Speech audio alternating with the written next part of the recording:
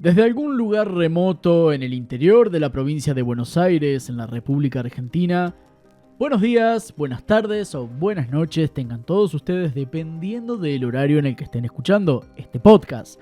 Sean más que bienvenidos a Distrito 54, yo soy Magna y hoy vamos a estar charlando un tema que la verdad es bastante interesante y me refiero a los ovnis en la actualidad. Antes de que comencemos de lleno el programa, déjame hacer la venta pertinente. Te recuerdo que todos los jueves, 11 de la noche, horario de Argentina, están saliendo los programas en nuestro canal de YouTube.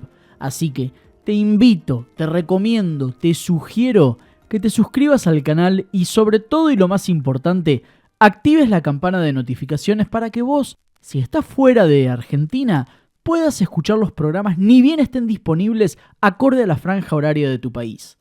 Al margen de esto, te recuerdo que si tenés alguna historia que quieras compartir con la audiencia, con todos nosotros y demás, podés enviarme un mail a contactomagna@gmail.com. Ahí podés escribirme largo y tendido lo que quieras, inclusive podés adjuntar algún enlace con diversos materiales, audios, imágenes, videos, las pruebas que creas necesarias para que tu historia esté apareciendo acá en el canal, ya sea en un video independiente o acá mismo en los podcasts, ¿por qué no? Dicho esto, ahora sí vamos a dar inicio al programa de la cita que nos atañe. Si hablamos del inicio de los objetos voladores no identificados, muchos capaz que piensan en el mítico caso Roswell, en el 47. Bueno, la realidad es que hay un poco más atrás de Roswell. Pero no nos vamos a ir tan atrás. Vamos a situarnos en la Segunda Guerra Mundial. Los famosos avistamientos de los Foo Fighters, estas bolas luminosas que acompañaban regularmente a los aviones tanto de las fuerzas aliadas como a los aviones de las fuerzas del eje, y que luego de mucho tiempo, después de pasada la guerra e inclusive en algunos momentos durante la guerra, en ese cruce de datos llegaron a la conclusión de que esas aeronaves no pertenecían a absolutamente ninguno de los dos bandos. Inclusive se las pueden ver en los rudimentarios videos de aquellas épocas. El tema realmente de los avistamientos de ovnis se dio principalmente en la década de los 60 hasta, vamos a catalogarlo como de una forma groseramente masiva, hasta la década de los 80, principios de los 90. Pero después vamos a ver por qué principios de los 90. Pero el foco caliente principalmente fueron los 60 y los 70. Hay que tener algo en consideración acá, ¿sí? Durante la década de los 60, o sea, durante toda la segunda mitad del siglo XX, estaba la Guerra Fría, por lo cual muchos de estos objetos que se veían por el cielo a veces eran aeronaves de tipo desconocido, externas, foráneas, y a veces eran aeronaves desconocidas, pero de creación terrestre, es decir, de las superpotencias, la Unión Soviética y los Estados Unidos. Pero dejando de lado la parafernalia de la Guerra Fría, de esta escaramuza, y vamos a centrarnos en los foráneos. A partir de los 60 en adelante, la cantidad de avistamientos de objetos voladores no identificados, seguido de las famosas abducciones, fue una cuestión monstruosa. Tengamos en cuenta que el primer caso de abducción, por lo menos registrado de manera popular, si se quiere decir, fue el de Barney y Betty Hill, esta famosa pareja, allá por el 61, que estaban paseando en la ruta, volvían de viaje y se topan con esta luz y después se encuentran en el camino que habían avanzado varias horas, varios kilómetros, se encontraban en un punto totalmente distinto en el que ellos estaban antes de perder el conocimiento. Y este matrimonio, luego de un par de semanas, comenzaría a tener pesadillas y ciertos acontecimientos que no cuadraban hasta que fueron a una sesión de terapia, de hipnosis regresiva para ver qué era lo que encontraron. Y ahí es donde se dan cuenta de que habían sido secuestrados por seres extraterrestres, los famosos grises, los que ya nosotros conocemos, los cabezones de Zeta Reticuli, ¿no? O de Serpo. Según la versión de Betty, a ella la trataron muy bien, muy amorosa. Y en el caso de Barney Hill, lo trataron sumamente mal, hostil. A lo que Barney Hill, asustado y sorprendido, les dice, porque no entendía lo que estaba ocurriendo, y les dice: es porque soy negro, ¿verdad? Perdón. Lo tenía guardado en la cosa que... Disculpen, perdón, me fue de esos chistes que suelen ocurrir, pero bueno. Volviendo al asunto. ¿Por qué durante los 60 es cuando se produce este aluvión masivo de avistamientos de objetos voladores no identificados? La respuesta tiene que ver principalmente en la década del 50, precisamente en el año 1954, cuando el presidente Dwight Eisenhower, presidente de los Estados Unidos en aquel entonces, habría firmado el Tratado de Griada con los grises. Esta especie que fue con la que técnicamente, entre comillas, se habrían cruzado en Roswell, o sea, el famoso choque, y cuando los muchachos de Zeta Reticuli tuvieron que venir a la Tierra a buscar al papanatas que quedó vivo, la excusa de turno fue: mire, señor presidente de los Estados Unidos, nosotros tenemos el siguiente problema con nuestra raza, pipipi, papapá, estamos medios... Vamos a ser generosos porque tenía una expresión que no la puedo decir, pero estamos complicados para sustentar nuestra vida y necesitamos ayuda. A todo esto, vamos a hacer un paréntesis. ¿Por qué se produce el Tratado de Griada? Porque 6 meses antes de que Eisenhower firmara este tratado, ¿sí?, con los grises, habría tenido una reunión secreta con los rubios altos, estos muchachos, los nórdicos, en los cuales la visión noble de los extraterrestres nórdicos eran: les traigo paz, les traigo amor, les traigo evolución espiritual, pero a cambio desactiven el armamento nuclear. Esa era la oferta de los grises. Un crecer a conciencia, pero hay que apagar las armas nucleares, las del tole-tole, como quien dice. A lo que Eisenhower...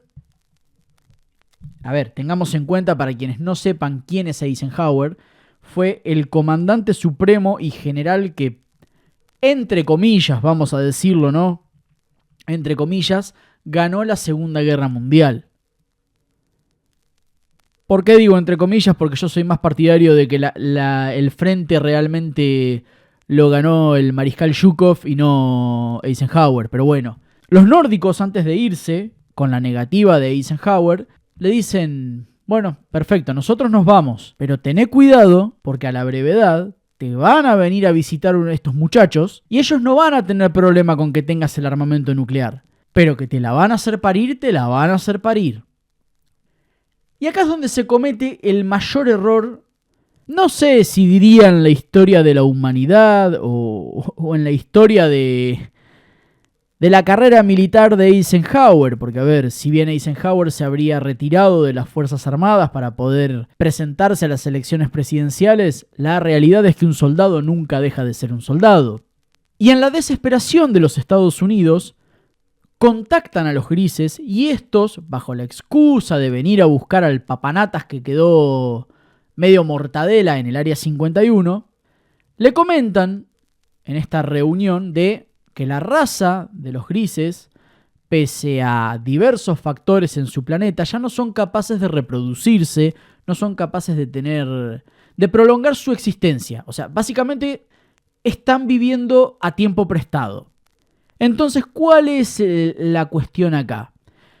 El Tratado de Griada consistiría en que los grises proveerían de tecnología al ser humano, en este caso al gobierno de los Estados Unidos, pero el gobierno de los Estados Unidos tendría que asistir a los grises en la abducción de seres humanos, de ganado y demás.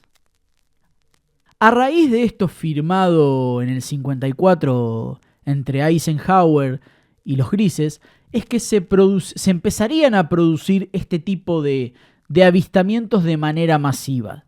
Después ya sabemos que el tratado se fue al demonio, ¿sí? El tratado no valió nada, se lo llevaron puesto como un tren a Eisenhower y a su administración, e hicieron lo que quisieron los grises. Y acá, fíjense la parte interesante. Desde el avistamiento del platillo de Roswell en el 47 hasta, diría que hasta nuestra actualidad, pero la realidad es que sería mentir, porque hasta la década del 50, hasta la década de los 70, los 80, inclusive parte de los 90, han salido cuánta película de temática extraterrestre existe. Pero de todo. De la existencia. Y todas tienen esta característica.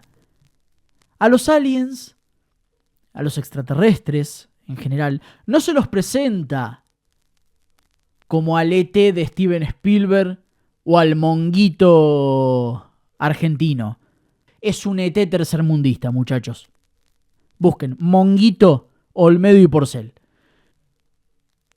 Son pocas las veces en las que hemos visto una película basada en cuestión de extraterrestres en la que los tipos sean buenos. Que las hay, ¿no? Pero en proporción son las menos. Ahora, ¿por qué esta cuestión de hacer tanta película, tanta cosa, en la que los extraterrestres son los malos, porque en ese momento tengamos en cuenta que se creía el mito ese del boca en boca que venían de Marte? O sea, todo el tiempo venían de Marte a la Tierra, a romper todo, a hacer pelota todo. O sea, era como que, no sé, nos tenían bronca. ¿Viste? Tipo el vecino ese que uno tiene, que cuando va a salir a la calle, vos sabés que el vecino está esperando a que salgas vos para salir él a joderte la vida. Bueno, más o menos una cosa así es la relación nuestra con la gente de Marte. Y por eso todo el tiempo hemos tenido filmografías en las que los extraterrestres siempre son los malos de la historieta. Y el gobierno de los Estados Unidos siempre, America fuck yeah, salvando el culo del mundo. Lo cual ya sabemos que a la hora de la realidad y a efectos reales...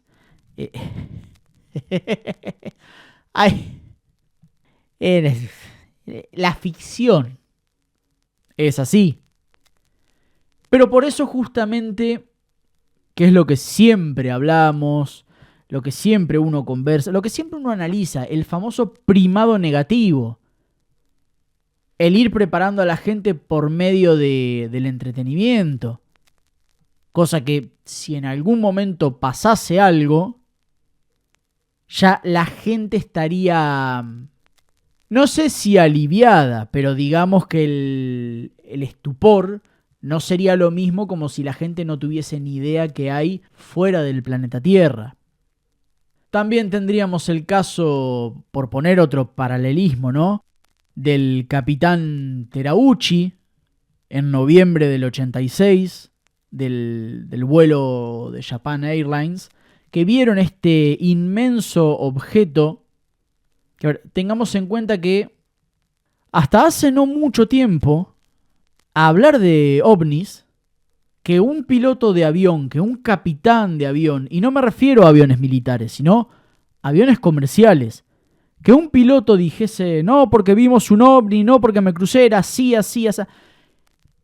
Depende quién te agarrara en la comisión médica, era motivo para tacharte la licencia de piloto y pasar de manejar un Boeing 737 a manejar un taxi en La Matanza. No era chiste en aquel entonces. A ver, hoy por hoy cuando nosotros vemos videos de las grabaciones de las cajas negras de los aviones, podemos escuchar a los pilotos muchas veces haciendo chistes, jodiendo. O sea, ya se lo toman sumamente naturalizado. Inclusive a día de hoy puede aparecer en cualquier canal de televisión. A nadie le mueve un pelo. A nadie le mueve un pelo. Pero en aquel entonces era realmente motivo de preocupación. Era motivo de escrutinio público. Porque vos sabías que, a ver, ¿cómo puede ser que una persona que esté preparada para volar semejante maquinaria, que dependen cientos de personas que viajan en estos aviones, que alucine que ve platillos voladores? De hecho, Terauchi, si bien siguió volando después del incidente del OVNI, la realidad es que este tipo fue más lo que perdió que lo que ganó, porque no ganó nada. No ganó nada. De hecho, lo único que hizo fue meterse a la Fuerza Aérea de Estados Unidos en el traste durante todo el tiempo. Problemas psicológicos, pero no por el evento en sí, sino por todo el escándalo, el acoso que recibió del entorno.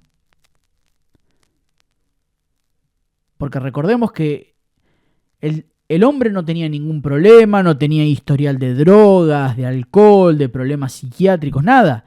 Estaba impecable. Y de golpe y porrazo, por contar en un acto de sinceridad lo que vieron, terminó saliendo más afectado que otra cosa, porque él ni siquiera buscaba algún beneficio o algún rédito económico o lo que sea.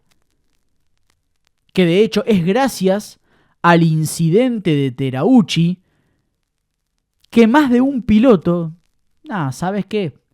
Si yo cuento esto cuando bajo, es para quilombo.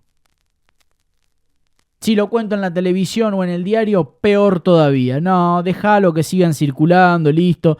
Damos el aviso formal de que hay intruso en el espacio aéreo y se terminó. Así eran las conversaciones de los pilotos hasta hace no mucho. Hoy por hoy ya está más naturalizado, pero hasta hace 30 años atrás, en algunos casos, dependiendo quién fuese que te tocase para el interrogatorio, era determinante si vos seguías volando un avión o terminabas manejando un taxi en el conurbano bonaerense. Es la realidad. Después tenemos el caso de las luces de Phoenix en el 97. Si bien el caso de las luces de Phoenix está el video del fuselaje que se ve de la aeronave, o sea, no que se ve el fuselaje, pero sino por ley de cerramiento y por todos los análisis que se han hecho y demás, se nota que hay algo. Aparte de los cientos de testigos que describieron que por los techos de su casa pasaba una aeronave con forma de V corta. O de V, como le dicen en algunos países. Que tenía luces abajo y era triangular pero no cerrado, era una V corta. Que de hecho, inclusive, las autoridades de Phoenix dieron una rueda de prensa tomándole el pelo a la gente, en la que un oficial de policía entra al estrado disfrazado de extraterrestre y tal, y de hecho no solo no le gustó a las personas, sino que les tomaron el pelo, les dijeron que eran bengalas de un ejercicio de práctica del ejército, de la Fuerza Aérea, Inclusive al otro día y a los días subsiguientes lanzaron un par de bengalas y tal. Y había gente que filmaba las bengalas y decía, decime si esto que estás viendo en esta filmación es exactamente idéntico a lo que estás viendo acá. ¿Dónde ves que estos son bengalas y estos son bengalas? Estos sí son bengalas, estos no son bengalas. En referencia a las famosas luces de Phoenix. Desde que arrancamos con el Pacto de Griada, en el 54, han habido una cantidad abismal en el caso de las abducciones, el cine de la época, que maximizó toda esta paranoia. Porque tengamos en cuenta lo siguiente, por favor. Si bien había gente que vivía estas situaciones, iba a los psicólogos, se prestaba para una hipnosis, para la prueba del bolígrafo, para todo lo que fuese necesario en cuestiones psicológicas, que demostraran que ellos preferían inclusive tener alguna falla mental, alguna discapacidad o algo, que realmente fuese alguna cosa que la cabeza les estuviese jugando en contra y que no fuese real. Y cada vez que hacían alguna prueba con algún terapeuta, con algún psiquiatra, alguna regresión, lo que sean, se daban cuenta de que no era la cabeza fallando, ni enviando recuerdos, ni malas pesadillas. No, era 100% real. Eso en los casos que eran reales. Después tenías un millar de casos que, habiendo gente de querer tener sus 15 minutos de atención, se dejaban impregnar por la paranoia del momento, por la paranoia de las películas, y era un cóctel de histeria sin precedentes. Y eso que lo que yo estoy mencionando en estos instantes está abocado a Estados Unidos. Recordemos que si lo vamos a llevar para el lado de la Unión Soviética, no se sabía nada. Absolutamente nada. Tengamos en cuenta de que ellos tenían la cortina de hierro y anda a enterarte algo ahí. ¿Quién sabía qué pasaba en la Unión Soviética? Nadie.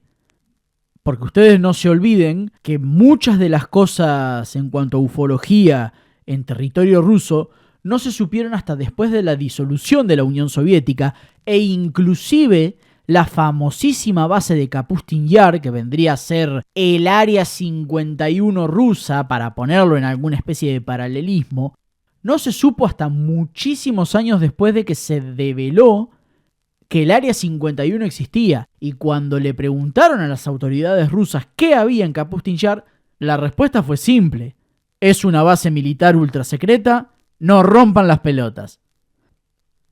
Por otra parte, como les decía, tenemos el caso de las abducciones. Tengamos en cuenta lo siguiente: en aquel entonces, es decir, en aquella época, no era lo que el mundo es hoy.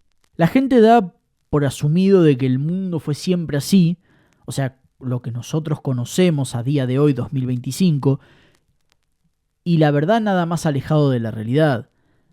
Hoy por hoy uno cuenta sus intimidades, sus traumas, sus miedos en una red social de turno, como quien estuviera ventilando una cortina.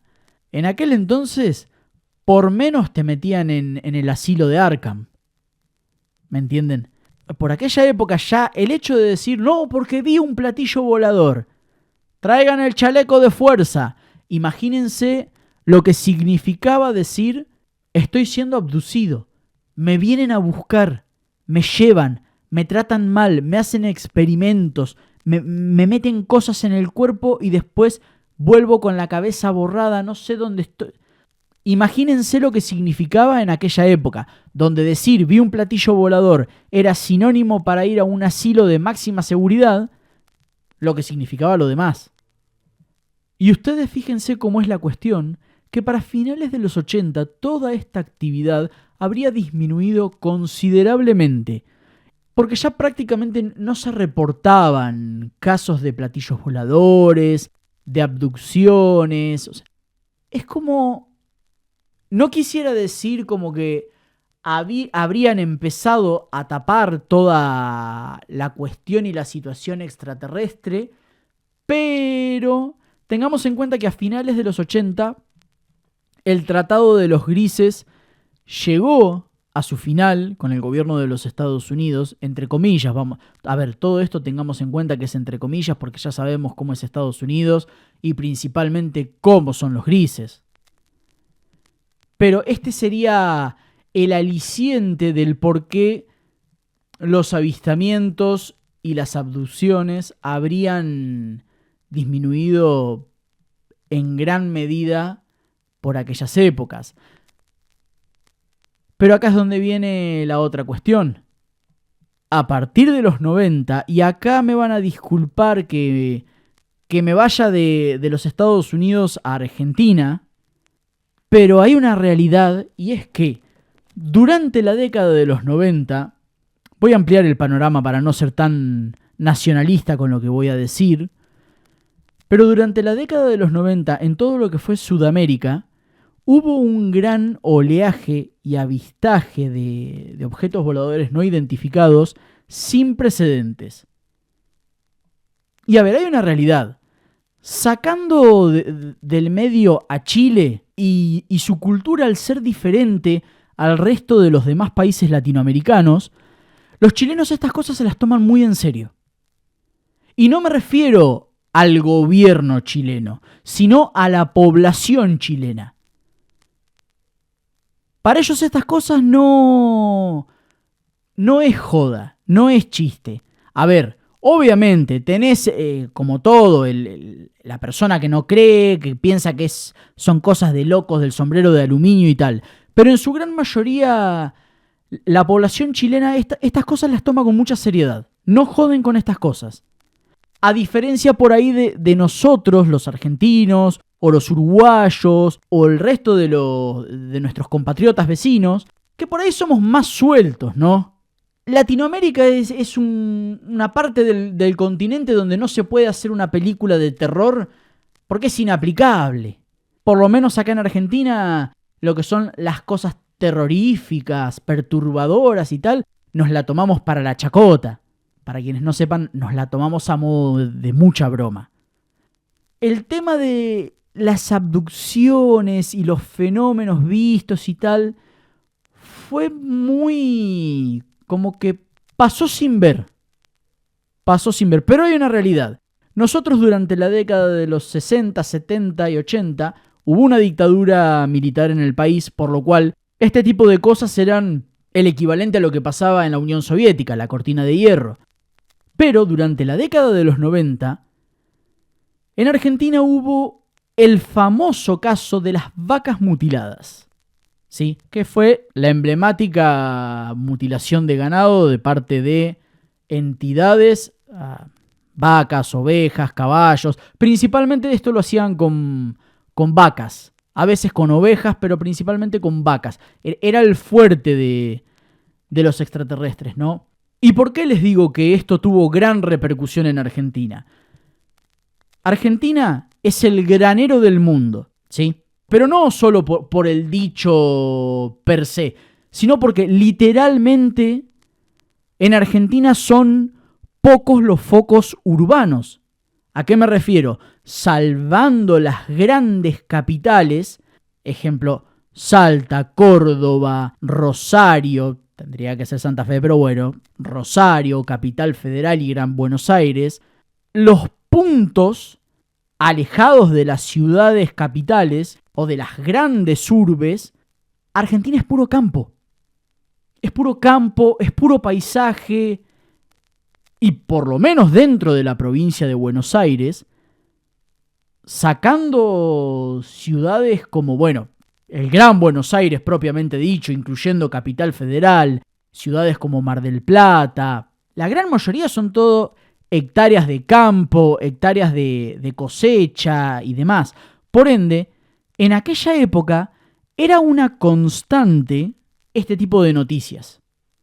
Me ha tocado ver en más de una ocasión cuando era chico y a más de uno seguramente, si tenés entre 30, 30 y pico, 40, has mirado para el cielo en alguna noche de invierno, pero principalmente de verano, has mirado para el cielo y si has tenido suerte has visto alguna que otra lucecita. Si has tenido suerte, has visto alguna que otra lucecita, y si no, te has encontrado que escuchabas a los Mirage que iban de un lado para otro, de un lado para otro, para arriba, para abajo.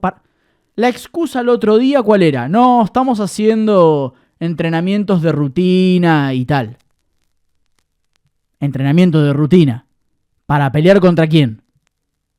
Y vos te dabas cuenta de que ese ruido que hacían los aviones, a la velocidad que se movían, uno no necesita ser un militar para darse cuenta cuando un avión está haciendo un vuelo de rutina y cuando un avión va en combate. Y para quienes no lo sepan, en los pueblos se conocía a todo el mundo. Vos te conocías con el que vivía en la otra punta del pueblo y el de la otra punta del pueblo se conocía con el que vivía de la otra punta. Y si había algún pueblito aledaño así de esos tipo parajes de campo, también se conocían. Y desde esos lugares se escuchaban los aviones.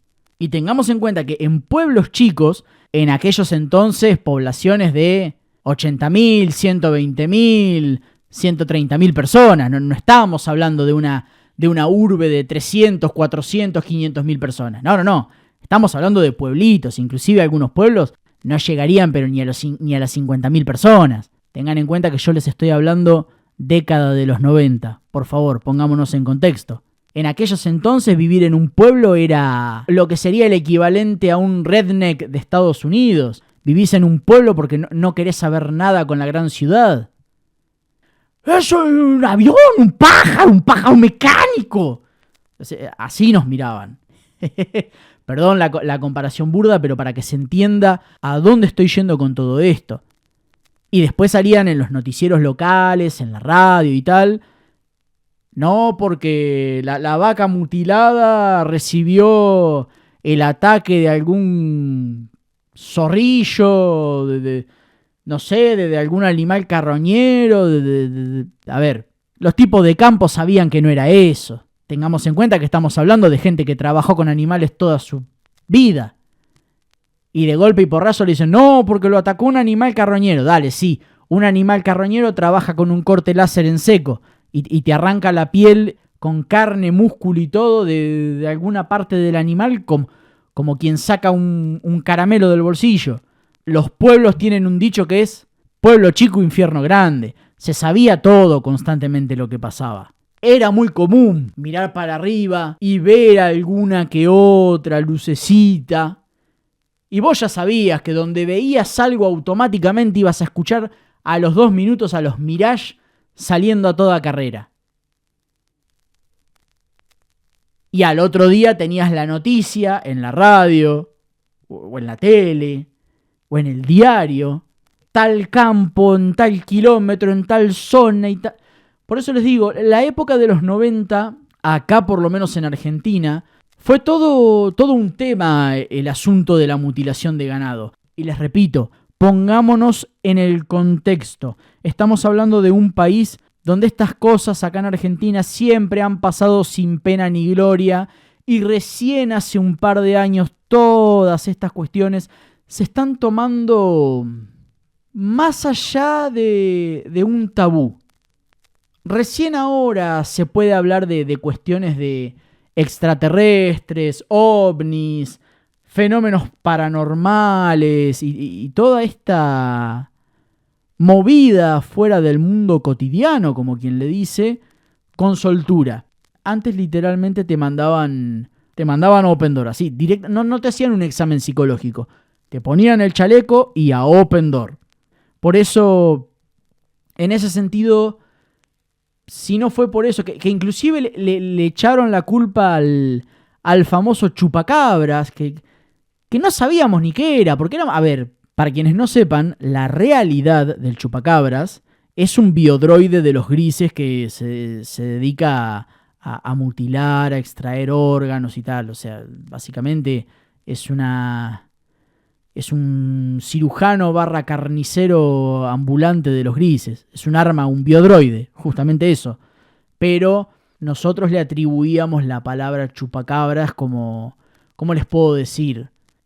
Algún monstruo sobrenatural, como si fuese la bestia de Shebadán o algo similar, como si fuese algún Drácula, pero que en lugar de chuparle la sangre a las personas, mutilaba vacas.